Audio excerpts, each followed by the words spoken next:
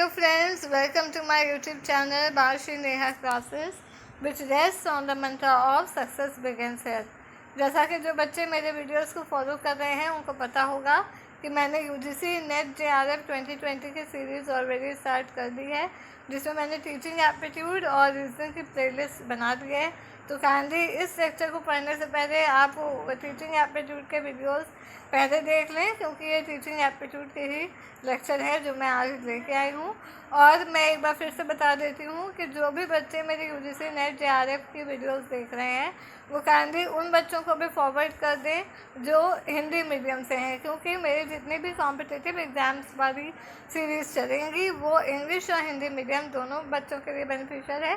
तो पता नहीं होता है कब किसको किस चीज़ की ज़रूरत है, तो प्लीज़ आप अपने सारे कॉन्टैक्ट्स में सेंड कर दीजिए ताकि ज़्यादा से ज़्यादा लोग इसका लाभ और बेनिफिट उठा सकें। ठीक है, तो आज का लेक्चर हम अपना स्टार्ट करते हैं। आज का जो लेक्चर है वो है टीचिंग एप्टीट्यूड पार्ट 7। पार्ट 6 मैंने ऑलरेडी कंप्लीट करा दिया है।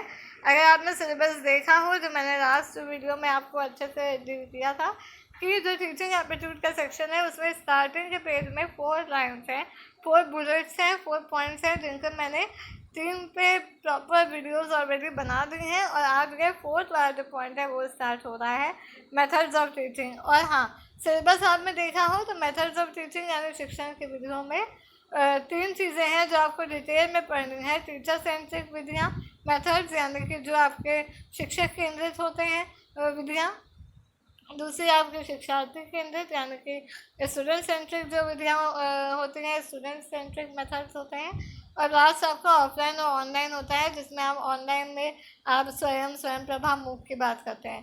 तो इसको मैंने कंप्लीट एक ही वीडियो में नहीं लिया है, मैं इसके डिफरेंट पार्ट्स बना दूंगी। सीरीज स्टार्ट करी है तो आप देख सकते हैं मैंने यहाँ पे ये जो वीडियो है वो मेथड्स ऑफ टीचिंग शिक्षण के वीडियो का सीरीज़ 1 है, जिसमें आज मैं only teacher centric methods of teaching की बात करूँगी। इनसे क्वेश्चंस बहुत आते हैं। अगर आपने प्रीवियस ईयर पेपर्स देखे हैं तो आपने देखा होगा मैच द कॉलम, कोड वाले क्वेश्चंस ऐसे बहुत से आते हैं जिसमें आपको ब्रेन स्टॉर्मिंग वगैरह क्वेश्चन पूछा जाता है। तो क्या होता है क्या नहीं होता है ये आज की सीरीज़ में आज हम लोग देखेंगे। इसीलिए मैंने सीरीज़ डिवाइड करी है, क्योंकि बेहतर अंडरस्टैंडिंग तभी होगी जब चीज़ों को आप अलग अलग करके पढ़ेंगे। ठीक है, तो चलिए without wasting much more time let's start today's lecture. आज का लेक्चर स्टार्ट करते हैं बिना टाइम वेस्ट किए। शिक्षण की विधियाँ आज हम पढ़ेंगे टीचर सेंट्रिक यानी कि शिक्षक केंद्रित विधियाँ। जैसा कि आपने देखा ये फर्स्ट साइड हिंदी में है, इसके इंग्लिश में भी आगे साइड है, इंग्लिश हिंदी कंबाइंड साइड्स हैं, तो ये दोनों मीडियम के बच्चों के लिए बेनिफिशियल है। तो ज़्यादा से ज़्यादा आप शेयर कर दीजिए ताकि ज़्यादा से ज़्यादा लोग इसका बेनिफिट उठा सकें। चलिए, शिक्षक केंद्रित विधियाँ क्या होती हैं? शिक्षक केंद्रित विधि वो होती है जिसमें टीचर के रोल पे ज़्यादा एम्फेसिस दिया जाता है। इसमें बच्चों को ज़्यादा छूट नहीं होती है हर मेथड में सवाल जवाब करने की। टीचर जो आपको बताता है वो आपको समझना होता है। कई सारे मेथड्स होते हैं, टीचर को एक कॉन्सेप्ट को लेके आता है, उसको समझाना शुरू करता है क्लास में। अब उसके कई मेथड्स हो सकते हैं जिनको यूज़ करके वो कॉन्सेप्ट्स को समझाएगा क्लास में। ठीक है, उन्हीं मेथड्स को आज हमें पढ़ना है। यहाँ पे स्टूडेंट का रोल ज़्यादा नहीं होता, टीचर का रोल ज़्यादा होता है। तो इस विधि में शिक्षक जटिल संप्रतियों यानी कॉन्सेप्ट्स, कॉम्प्लेक्स कॉन्सेप्ट्स, मैं बरीक कर देती हूँ, फिर इंग्लिश हिंदी दोनों में कंबाइन करके समझा दूंगी। इससे पहले आप लोग इसका स्क्रीनशॉट ले लें।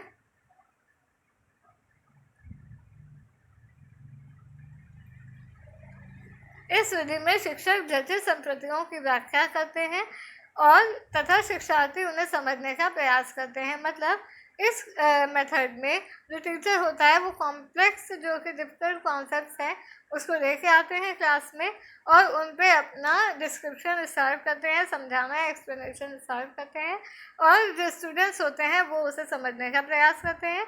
इस विधि में अध्यापन के दौरान कक्षा का वातावरण पूर्णतः औपचारिक और कठोर होता है। ऑब्वियस सी बात है, जब टीचर पे डिपेंडेंट है तो जो मेथड ऑफ टीचिंग होगी वो मोस्टली आपकी फॉर्मल होगी, क्योंकि आप यहाँ पे इनफॉर्मल का कोई रोल नहीं होता।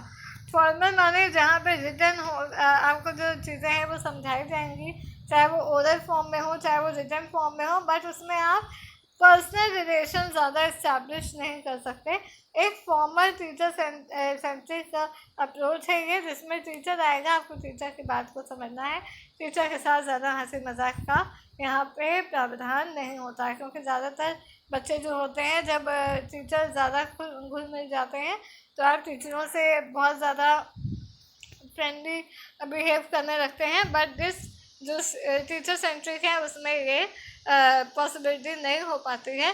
अब इसके जो भी स्टेप्स हैं या जो मैं जितने भी टाइप्स हैं उनको मैं डील करूँगी, बट यहाँ पे अगर आप देख लें तो हिंदी मीडियम में ये मैंने 4 मेथड यहाँ पे दिए हुए हैं जो मेन थे, बट मैंने आगे साइड में सारे जितने भी मेथड्स हैं वो इंग्लिश हिंदी दोनों में कंबाइन किए हुए हैं, और जो भी जिनसे रिलेटेड आपके प्रीवियस ईयर में क्वेश्चंस आए हैं उन सारे टीचर सेंट्रिक मेथड्स को मैंने इसमें डील किया है। ठीक है,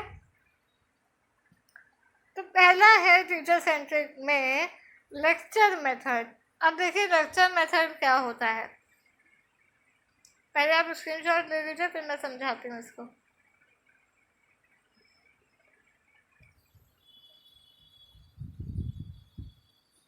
चलिए, तो लेक्चर मेथड क्या, आप लेक्चर से भली भांति वाकिफ होंगे। लेक्चर क्या होता है, टीचर आया, एक कॉन्सेप्ट वो तैयार करके आया है या नोट्स तैयार करके आया है, वो बस लेक्चर दे रहा है, बस रीड कर रहा है और आपको विवश होना पड़ता है कि आपको बस उसको समझना है। वो आएगा बस बोलना शुरू कर देगा, अब चाहे वो रीडिंग के फॉर्म में हो या लेक्चर नोट्स प्रोवाइड करने के फॉर्म में हो या आके डायरेक्टली बोर्ड पे समझाने लगे, बट उसमें ये वन वे है। देखिए यहाँ का मेन तरीका यही है समझने का, लेक्चर जो होता है वो वन वे होता है। वन वे मतलब यहाँ पे आदान प्रदान एक्सचेंज नहीं होता, क्वेश्चंस नहीं पूछे जाते, आपको जवाब नहीं देना होता। लेक्चर होता है टीचर आएगा समझाएगा, आपको समझ में आया वेल एंड गुड, नहीं समझ में आया it is not responsibility of the teacher. तो यही है लेक्चर मेथड, इसीलिए ये ज़्यादा इफ़ेक्टिव नहीं माना जाता, ज़्यादा अच्छा ज़्यादा बेहतर नहीं माना जाता जब शिक्षण की क्षमता की बात आती है। ठीक है, तो लेक्चर मेथड क्या है, lecture method is a process of teaching in which the teacher tells his or students about the plain facts, मतलब वो तैयारी करके आता है, नोट्स बना के आता है, लिख के लाता है और वो चीज़ें बच्चों को समझाना शुरू करता है। The students listen and take notes, बस स्टूडेंट्स का क्या काम होता है, वो बस सुनते हैं और नोट्स कॉपी करते हैं। The success of this method depends on the ability of the teacher to speak fluently in a good tone and style. मतलब यहाँ पे जो इफेक्टिवनेस है, प्रभाव है मेथड, इस मेथड का वो तभी अच्छा पड़ेगा जब टीचर की बोलने की क्षमता अच्छी होगी और वो अच्छे तरीके से बच्चों को चीज़ों को समझाएगा और बोलेगा। लैंग्वेज प्रॉपर होनी चाहिए, लैंग्वेज अच्छी होनी चाहिए और जो भाषा है वो अच्छी होनी चाहिए, जो स्पीड है बोलने की वो ज़्यादा तेज़ नहीं होनी चाहिए, ताकि बच्चे प्रॉपरली नोट्स कॉपी कर सकें।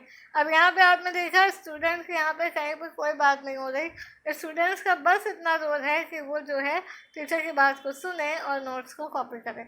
सवाल पूछना, उसके जवाब मांगना, टीचर से समझना समझाना, ये कॉन्सेप्ट यहाँ पे नहीं होता है, इसलिए लेक्चर मेथड को ज़्यादा इफेक्टिव ज़्यादा प्रभावशाली नहीं माना जाता है। यही चीज़ यहाँ पे हिंदी में भी लिखी हुई है, तो हिंदी में मीडियम वाले इस चीज़ को यहाँ पे रीड कर दें, वही है।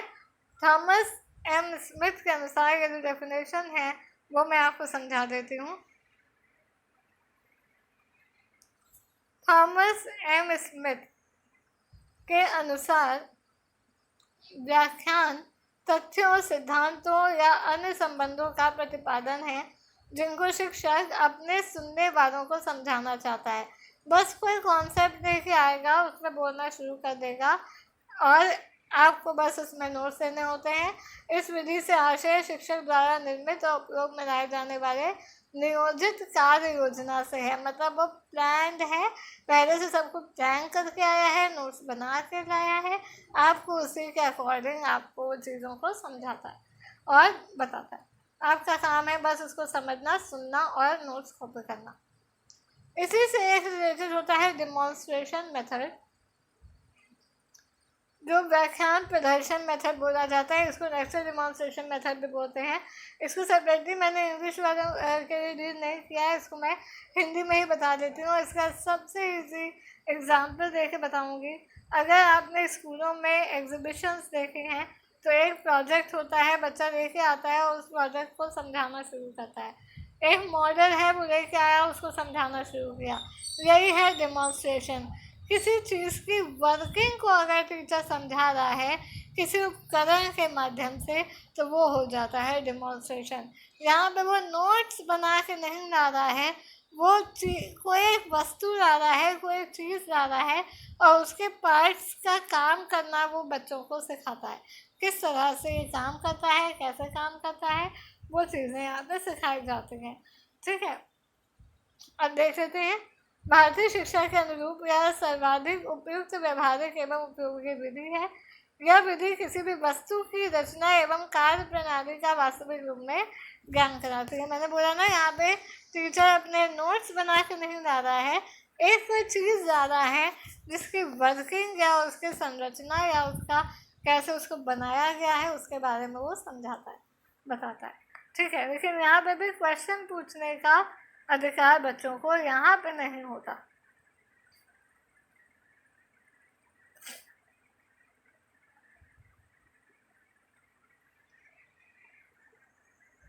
फिर आगे बढ़ते हैं। नेक्स्ट है आपका थर्ड, टीम टीचिंग। नाम से ही समझ में आ रहा है, एक टीम बनाई जाती है। ये टीम दो तरीके की है। दो तरीके मतलब यहाँ पे टीचर्स की भी टीम है, टीचर्स और स्टूडेंट्स की भी टीम है। मतलब क्लास में 3-4 टीचर्स आए, उन्होंने एक कॉन्सेप्ट को तैयार किया हुआ है और क्लास में उन्होंने कुछ बच्चों के सामने उस चीज़ को समझाया शुरू किया, और इसमें स्कोप होता है कि सामने वाला सवाल भी पूछ सकता है। तो ये टीम है। समूह शिक्षण विधि बड़े स्तर पर अध्ययन का एक कार्य है जिसमें 2 या 2 से अधिक शिक्षक मिलकर कार्य योजना का निर्माण एवं उसका क्रियान्वयन करते हैं। पैनल चर्चा, विचार गोष्ठी यानी कि वर्कशॉप्स, कॉन्फ्रेंसेस आदि शिक्षण संबंधी क्रियाएं इसी शिक्षण के अंतर्गत आती हैं।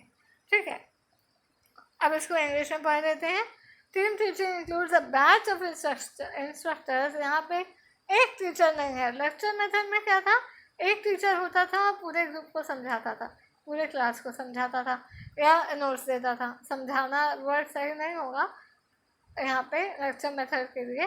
टीम टीचिंग में क्या होती है, एक टीम होती है टीचर्स की, क्योंकि बहुत लार्ज स्केल में स्टूडेंट्स होते हैं और एक ग्रुप ऑफ स्टूडेंट्स को वो रेगुलरली किसी एक पर्टिकुलर टॉपिक, किसी एक पर्टिकुलर कॉन्सेप्ट, कोई प्रॉब्लम, किसी चीज़ की वर्किंग के बारे में समझाते हैं और कोऑपरेटिव तरीके से होता है। मतलब यहाँ पे स्टूडेंट और टीचर दोनों का रोल होता है। स्टूडेंट्स के पास ये छूट होती है कि वो टीचर से इसके बारे में सवाल जवाब कर सकते हैं। Teachers together prepare their course, train there syllabus etcetera. मतलब जो टीम बनी है टीचर्स की, वो उस कॉन्सेप्ट और उस टॉपिक के बारे में आपस में बांट लेते हैं कि ये टॉपिक मैं प्रिपेयर करता हूँ, इसका ये पार्ट तुम प्रिपेयर करो, इसका ये पार्ट तुम प्रिपेयर करो। तो ये चीज़ें जब आएंगी तो ये पार्ट मैं बताऊँगा बच्चों को, ये पार्ट मैं बताऊँगा, जिसमें जिसकी स्पेशलिटी होती है, एक्सपर्टीज होती है, वो उस हिसाब से उनको समझाता है। तो ये हुआ टीम टीचिंग। मतलब एक टीम ऑफ टीचर्स जब एक ग्रुप ऑफ स्टूडेंट्स को रेगुलरली और कोऑपरेटिव वे में किसी चीज़ को समझाती है।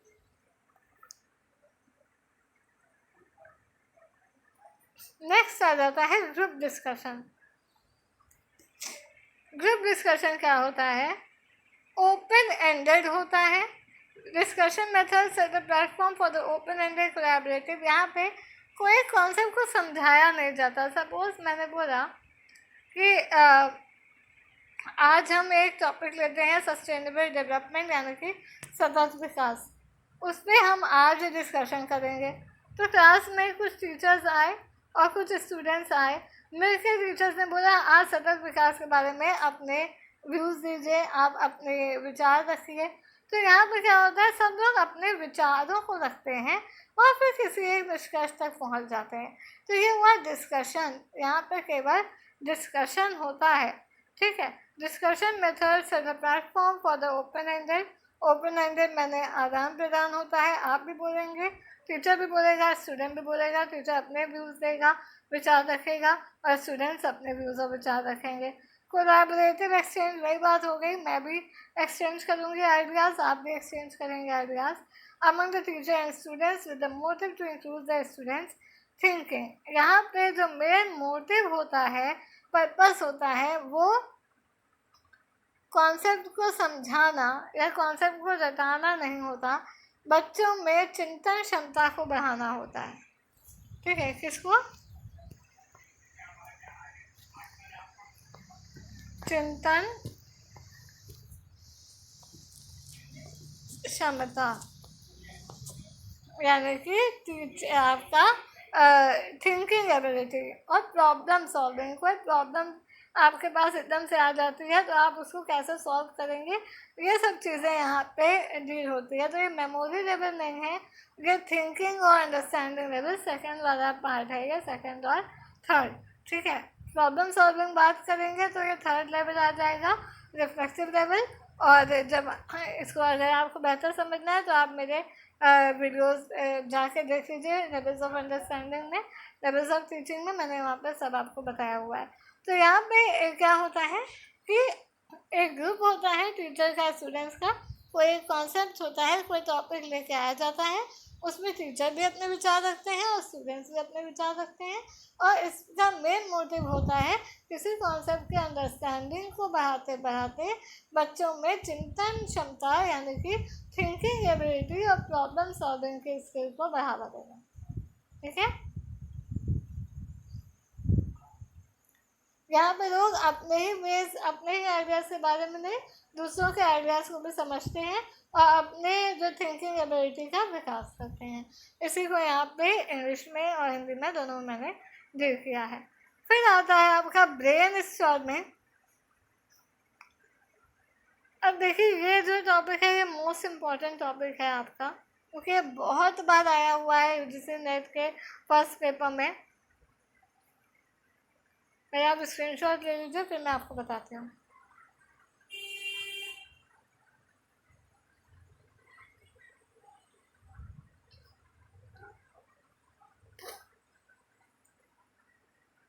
चलिए स्टार्ट करते हैं। देखिए पहले हमने पढ़ा था लेक्चर और डिमॉन्स्ट्रेशन मेथड, दोनों में एक लाइन का डिफरेंस था। वो डिफरेंस क्या था? वो डिफरेंस ये था, लेक्चर मेथड में एक टीचर आता था, वो नोट्स बना के आता था, चीज़ें बताता था। दूसरा था डिमॉन्स्ट्रेशन, वो किसी चीज़ को लेके आता था, उसकी वर्किंग समझाता था, ठीक है। बट यहाँ पे सामने वाले स्टूडेंट का कोई रोल नहीं होता, कुछ वो ज़्यादा पूछ उसमें नहीं सकता था, ठीक है। फिर हमने पढ़ा था यहाँ पे टीम टीचिंग और ग्रुप डिस्कशन। टीम टीचिंग और ग्रुप डिस्कशन में क्या हुआ कि एक बैच ऑफ स्टूडेंट्स है, कुछ स्टूडेंट्स भी हैं, कुछ टीचर्स भी हैं, लोग किसी भी चीज़ पे कोई डिस्कशन कर रहे हैं या कोई कॉन्सेप्ट है। टीचर आया, सॉरी डिस्कशन यहाँ पे नहीं है, टीचर आए, कुछ टीचर्स आएंगे और वो मिलके आपको किसी कॉन्सेप्ट के बारे में ग्रुप ऑफ स्टूडेंट्स को समझाएंगे, ठीक है। तो यहाँ पे टीचर स्टूडेंट में वन वे नहीं, टू वे है, स्टूडेंट भी अपना सवाल जवाब कर सकते हैं। अब ये है ग्रुप डिस्कशन हमने पढ़ा था और ब्रेन स्टॉर्मिंग पढ़ा था, पढ़ने जा रहे हैं ब्रेन स्टॉर्मिंग। ग्रुप डिस्कशन हमने अभी पढ़ लिया है। तो जैसे लेक्चर मेथड और डिमॉन्स्ट्रेशन मेथड में एक लाइन का डिफरेंस है, वैसे ही ग्रुप डिस्कशन और ब्रेन स्टॉर्मिंग में भी सिर्फ एक लाइन का डिफरेंस है, बाकी सब कुछ सेम है। वो क्या है, पहले सेम वाली चीज़ समझ लेते हैं, फिर डिफरेंस वाली चीज़ समझ लेंगे। दोनों में टीचर्स और स्टूडेंट्स का ग्रुप होता है, ठीक है। किसी कॉन्सेप्ट के बारे में आइडियाज एक्सचेंज किए जाते हैं, ये दोनों में है। डिफरेंस यहाँ पे आता है इस जगह पे, मैं बता रही हूँ। ग्रुप डिस्कशन में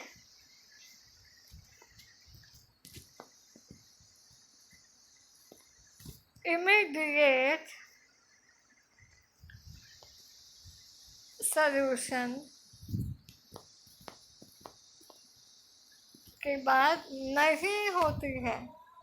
मतलब कोई ऐसी प्रॉब्लम के बारे में हम डिस्कस नहीं कर रहे होते हैं ग्रुप डिस्कशन में जिसका हमें तुरंत कोई सोल्यूशन ढूंढना है और तुरंत किसी नतीजे पे पहुंचना है, उसको अप्लाई करना है और प्रॉब्लम को दूर करना है। ये ग्रुप डिस्कशन में नहीं होता। दोनों में, ब्रेनस्टॉर्मिंग और ग्रुप डिस्कशन में ये ज़रूर होता है कि आपको एक चीज़ आती है और मतलब किसी एक टॉपिक को लेके आए हैं और टीचर्स का, स्टूडेंट्स का ग्रुप है, दोनों अपने आइडियाज़ शेयर कर रहे हैं लार्ज स्केल में। आप आइडियाज़ का, विचारों का आदान प्रदान हो रहा है, ये दोनों में है। लेकिन डिफरेंस यहीं पे है, ग्रुप डिस्कशन किसी एक कॉन्सेप्ट की समझ या थिंकिंग को बढ़ाने में जोर देता है, वहीं जो ब्रेन स्टॉर्मिंग है वो किसी एक पर्टिकुलर प्रॉब्लम का तुरंत सल्यूशन निकालना चाहता है। इसीलिए ये तुरंत एक तरह की ब्रेन स्टॉर्मिंग या आप मीटिंग कह सकते हैं इसको। क्या कह सकते हैं आप इसको? एक तरह की इमरजेंसी मीटिंग। बट कोई प्रॉब्लम है और उसके बारे में हमने तुरंत एक मीटिंग कर दी है, आप अपने विचार दीजिए, हम अपने विचार देंगे, इस प्रॉब्लम को कैसे सॉल्व कर सकते हैं जल्दी से जल्दी, उसके नतीजे तक पहुंचते हैं। बल्कि ग्रुप डिस्कशन में कोई प्रॉब्लम का नतीजा नहीं ढूंढा जा रहा होता है, किसी कॉन्सेप्ट की अंडरस्टैंडिंग को बढ़ाया जा रहा होता है। चलिए, आई होप क्लियर हो गया होगा ब्रेनस्टॉर्मिंग क्या है। It is a group creativity, एक ग्रुप की क्रिएटिविटी है, सोच है, समझ है और नवीनतम सोच है, इन विच efforts are made to find a relevant conclusion or solution for a particular problem। किसी एक प्रॉब्लम का इमीडिएट सोल्यूशन, निवारण ढूंढने का यहाँ पे काम किया जाता है। हर आदमी बैठेगा, वो अपने विचार देगा, टीचर आएंगी वो अपने विचार देगी, स्टूडेंट्स अपने विचार देंगे और इस प्रॉब्लम को सॉल्व किया जाएगा। अब इसको हम एक सिंपल एग्जांपल से समझ लेते हैं। मान लीजिए कि आपका जो ग्रुप डिस्कशन था उसमें मैंने सतत विकास या सस्टेनेबल डेवलपमेंट का कॉन्सेप्ट लिया। उसमें क्या है, आप सतत विकास के बारे में क्या समझते हैं? स्टूडेंट्स ने अपने विचार रखे एक बाय एक करके और टीचर ने अपने विचार रखे, तो इससे क्या होगा, बच्चों की अंडरस्टैंडिंग बढ़ेगी। वहीं पे जो ब्रेन स्टॉर्मिंग है, वहाँ पर किसी एक टॉपिक पे किसी एक प्रॉब्लम का तुरंत सोल्यूशन ढूंढना है तो उसकी बात करेंगे। सपोज मान लीजिए क्लास में जो आपके let me think of an example।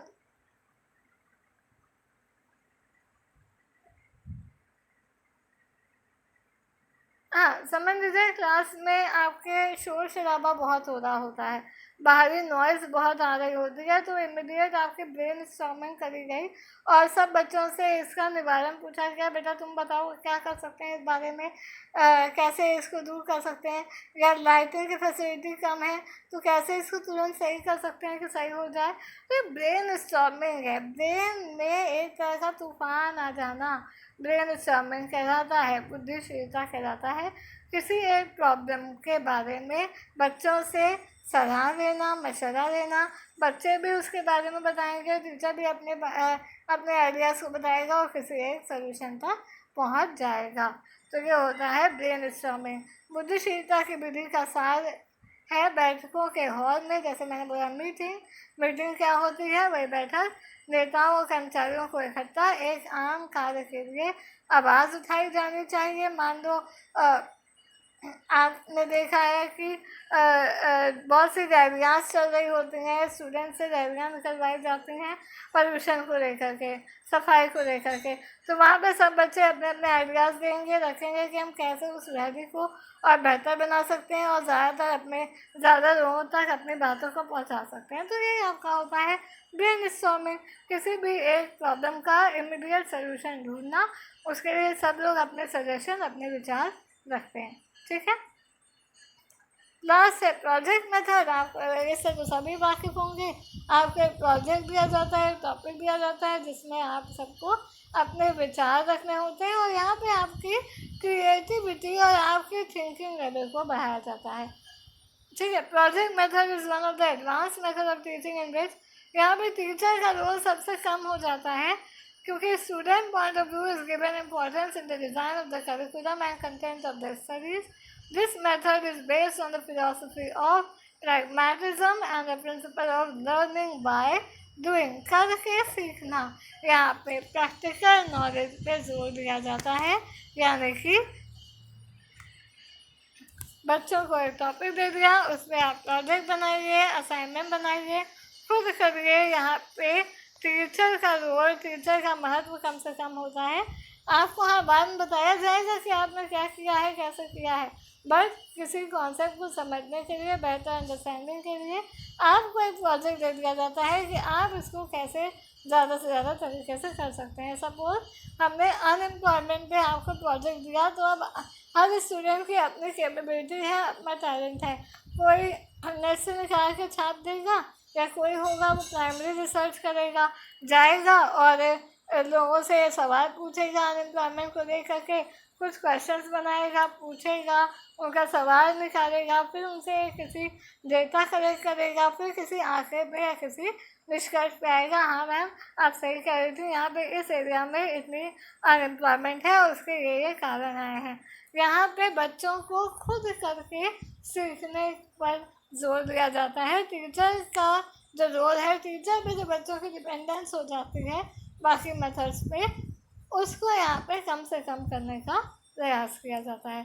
यह यहाँ पे मैंने हिंदी में भी लिखा हुआ है। चलिए, तो आज का लेक्चर कंप्लीट होता है। अगर आपको समझ में आ रहा हो तो प्लीज़ चैनल को सब्सक्राइब करिए, लाइक करिए, शेयर करिए और नोटिफिकेशन बेल आइकन को दबाना बिल्कुल मत भूलिए, ताकि जल्दी से जल्दी आपको मेरे वीडियोस के नोटिफिकेशन मिल जाए। और क्योंकि लॉकडाउन चल रहा है तो शेयरिंग इस केयरिंग का महत्व बढ़ जाता है, तो ज़्यादातर लोगों तक शेयर करिए और प्लीज़ कमेंट करिए फ्रेंड्स, ताकि मुझे पता चले कि हाँ आपको मेरे लेक्चर पसंद आ रहे हैं कि नहीं। और प्लीज़ एक्टिव रहिए चैनल पे, और मेरी जो मेहनत है उसका मुझे आप रिज़ल्ट दीजिए और बताइए कि हाँ आपको समझ में आ रहा है कि नहीं। ये तभी होगा जब आप कमेंट बॉक्स में कमेंट करेंगे। और मैं जो भी डाउट्स है या किसी और टॉपिक पे आपको बेटर अंडरस्टैंडिंग चाहिए, तो आप उस पर मुझे कमेंट बॉक्स में बता सकते हैं, मैं उस पर स्पेशलाइज्ड वीडियो बना दूँगी। Okay, so for now thanks for watching and thank you.